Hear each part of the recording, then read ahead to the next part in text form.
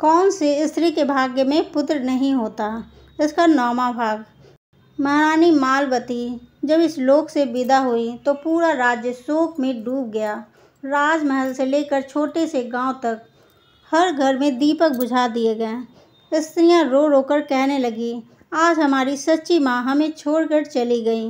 बच्चे बार बार पूछते, क्या माँ मालवती फिर कभी लौटेंगी। राजा वीरसेन भी व्याकुल होकर बोले, मैंने अपनी प्राण प्रिय संगनी ही नहीं खोई, मैंने इस राज्य की आत्मा खो दी।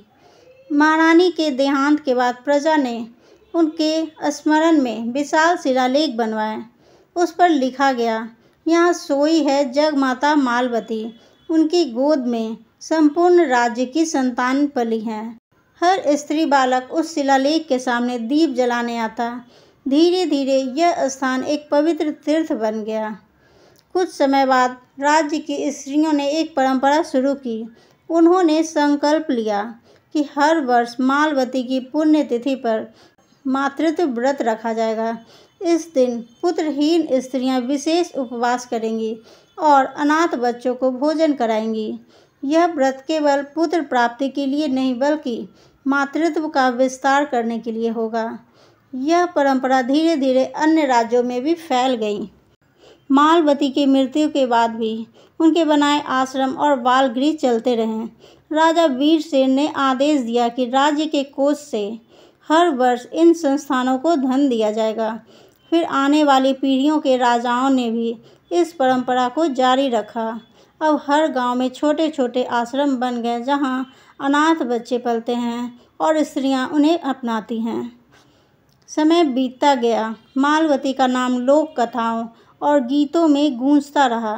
लोग उन्हें देवी मानने लगे। गांव गांव में उनकी छोटी प्रतिमाएं स्थापित हुईं। स्त्रियां संतान सुख की इच्छा से उनकी पूजा करने लगी। परंतु इस पूजा का अर्थ यह था कि यदि संतान मिले तो उसे प्रेम से पालो और यदि ना मिले तो समाज की संतान को अपना लो। इस प्रकार मालवती की पूजा आत्मत्याग और करुणा का प्रतीक बन गई। कहा जाता है कि महारानी की मृत्यु के बाद कुछ ऋषि उनके समाधि स्थल पर आए। उन्होंने कहा, यह स्त्री अब मानव नहीं रही, यह दिव्यत्व को प्राप्त हो गई है। आज से जो स्त्री पुत्रहीन होगी और धैर्यपूर्वक सेवा करेगी उसे हम मालवती का आशीर्वाद मानेंगे। पीढ़ी दर पीढ़ी यह शिक्षा दी जाने लगी कि पुत्रहीनता स्त्री का दोष नहीं है।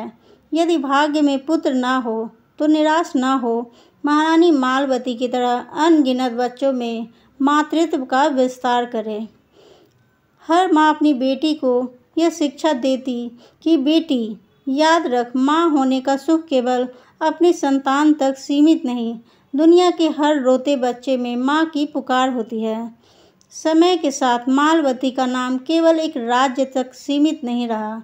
दूर दूर तक यात्री उनकी कथा सुनकर लौटते और अपने क्षेत्रों में यह परंपरा फैलाते।